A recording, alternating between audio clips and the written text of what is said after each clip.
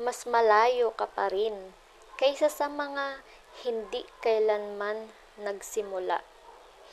Ang ugali ng paggawa ng aksyon ay nagsasanay sa iyong isip na tumuon sa mga solusyon. Sa halip na mga dahilan, laging tandaan na kung saan may aksyon, laging dadalhin ka nito sa isang bagong lugar at araw-araw ay lilitaw ang mga pagkakataon na hindi mo kailanman makikita habang nakatayo ka pa rin. Gusto mo bang ipaliwanag ko ngayon ang ikaapat na pangunahing punto sa ilang salita? Sa parehong estilo at detalye, ang kabiguan ay isang bagay na kinakatakutan ng karamihan ng tao, ngunit sa katotohanan, ang kabiguan ay isa sa pinakadakilang guro na makikilala mo. Kapag nabigo ka, hindi katapusan ng buhay. Ang buhay ay nagtuturo. Bawat pagtanggi, bawat pagkakamali, bawat pagkabigo ay may nakatagong aral sa loob nito.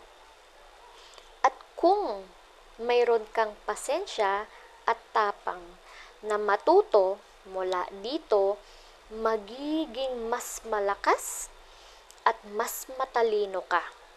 Noong bata ako, maraming beses akong nabigo.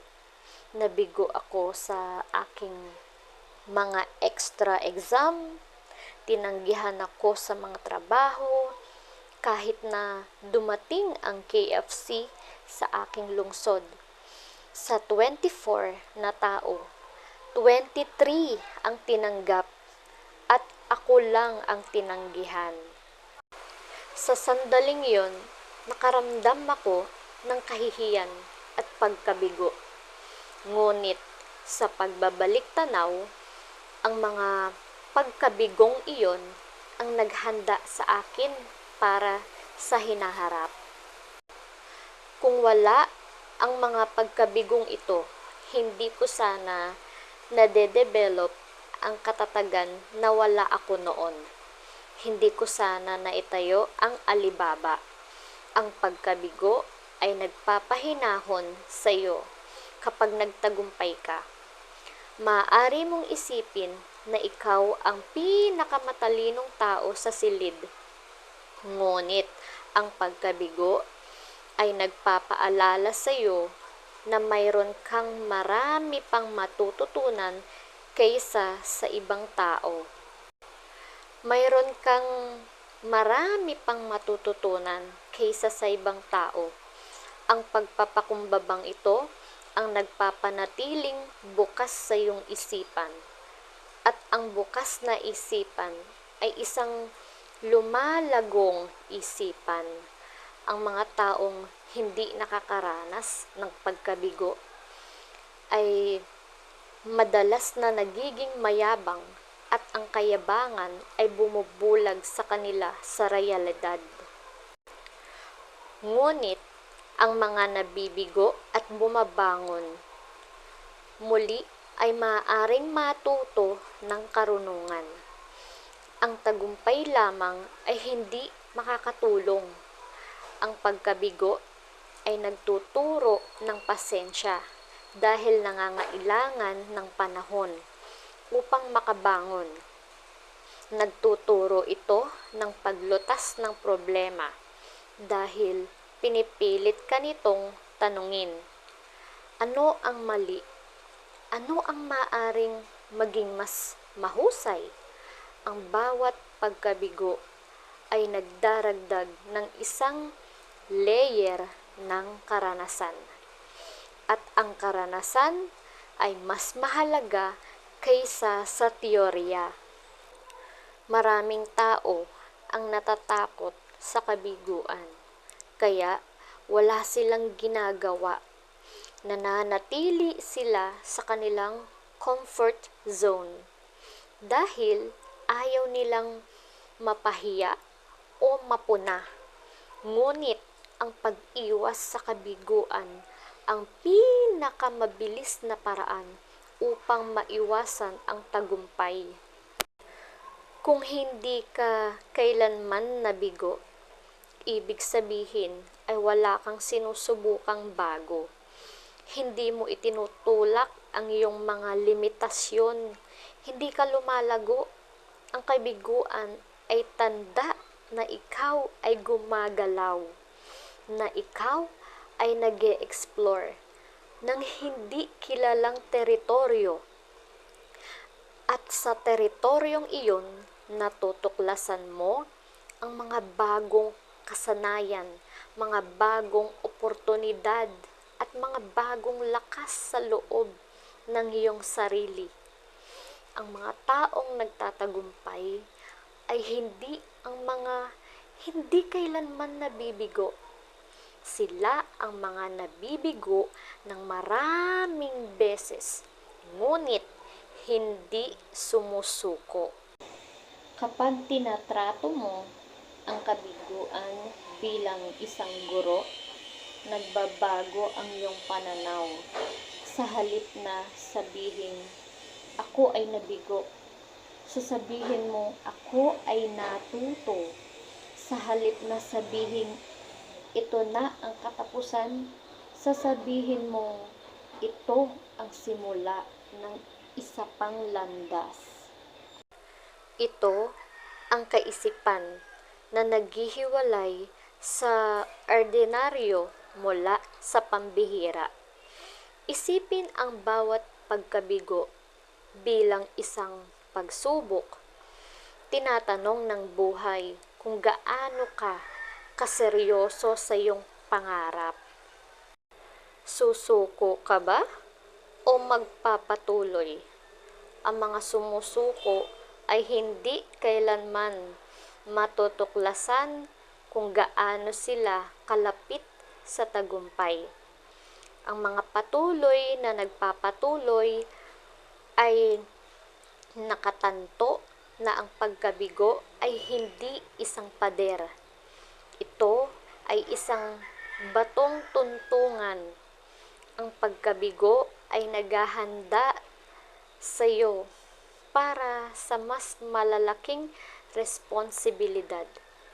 Kapag nabigo ka sa maliliit na bagay, natututo ka ng mga aral na naghahanda sa iyo para sa mas malalaking hamon.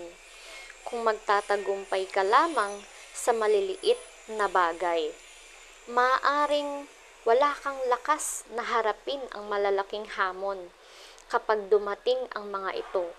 Ngunit kung nasanay ka na sa pagkabigo, pagtanggi at pakikibaka, bubuo ka ng katatagan na hindi maituturo ng anumang libro. Ang katatagang ito ang magiging iyong baluti kapag ang buhay ay naghagis ng mga pagsubok sa iyo. Sa negosyo, sa pamumuno, at maging sa personal na buhay, ang kakayahang harapin ang kabiguan ng mahinahon ang siyang nagbibigay ng respeto. Ang isa pang benepisyo ng kabiguan ay ipinapakita nito kung sino ang iyong tunay na taga-suporta. Kapag maayos ang lahat, maraming tao ang mananatili sa tabi mo. Ngunit kapag ikaw ay nabigo, karamihan ay aalis. Ang kakaunting nananatili ay ang mga taong mapagkakatiwalaan mo. Nililinis ng kabiguan ang iyong bilog. Inilalantad nito ang katotohanan tungkol sa mga relasyon, tungkol sa katapatan at tungkol sa tiwala. Sa ganitong paraan, Inililigtas ka ng kabiguan mula sa mas malalaking pagkabigo sa hinaharap. Sa halip na magtago mula sa kabiguan, salubungin ito bilang bahagi ng iyong paglalakbay. Unawain na bawat taong hinahangaan mo ngayon ay dumaan sa kabiguan. Isipin mo ng mas maraming beses kaysa sa kaya mong isipin. Ang kanilang tagumpay ay binuo sa mga aral na natutunan sa pamamagitan ng sakit, pagtanggi, at pagkakamali. Ang tanging pagkakaiba ay hindi nila hinayaan ang kabiguan na pigilan sila. Ginamit nila ito bilang gasolina at hakbang na gabay sa kabiguan na naghatid sa kanila sa tagumpay. Gusto mo bang ipagpatuloy ko ito kung ang Keynote 5 ay ipinaliwanag ng 600 salita sa parehong estilo ni Jack Ma? Ang disiplina, ang hindi nakikitang puwersa sa likod ng bawat dakilang kwento ng tagumpay. Gayunpaman, madalas itong minamaliit. Hinahangaan ng mga tao ang talento, swerte, o katalinuhan. Ngunit, ang hindi nila nakikita ay kung wala ang disiplina, wala sa mga katangiang ito ang makakalikha ng pangmatagalang resulta. Ang disiplina ay ang paggawa ng kailangan mong gawin kahit na hindi mo gustong gawin ito.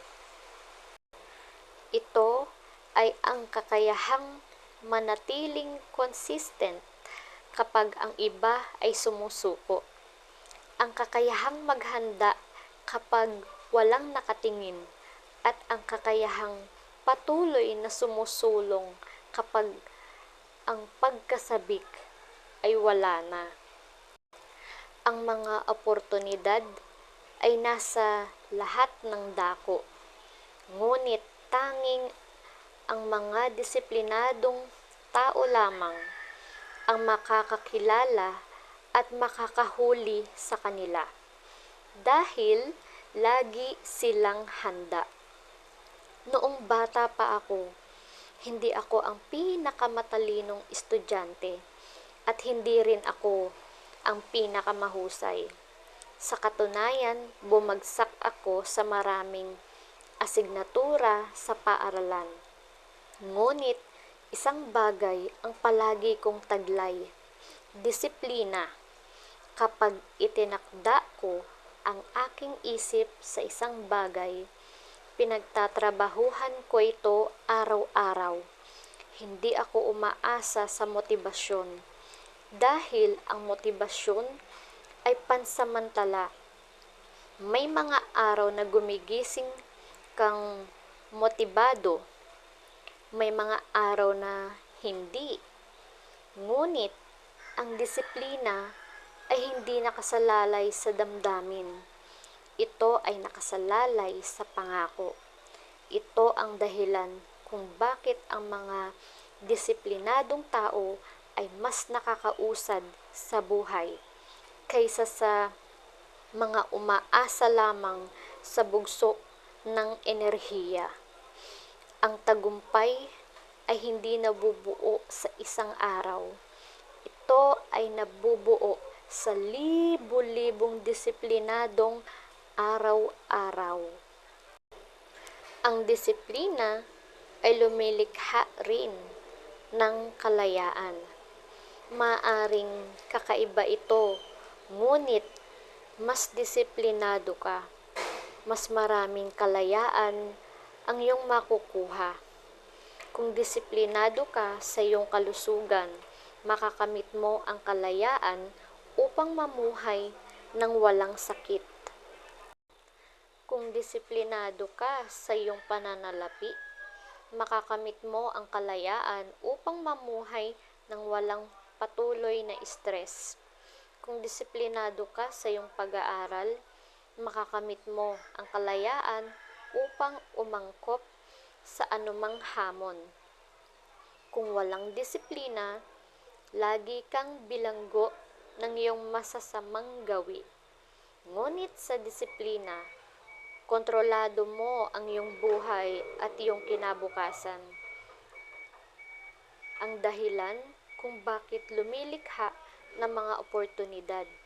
Ang disiplina ay dahil ang buhay ay puno ng pagkakataon. Ngunit tanging ang handa lamang ang makakagamit nito. Isipin ang dalawang tao.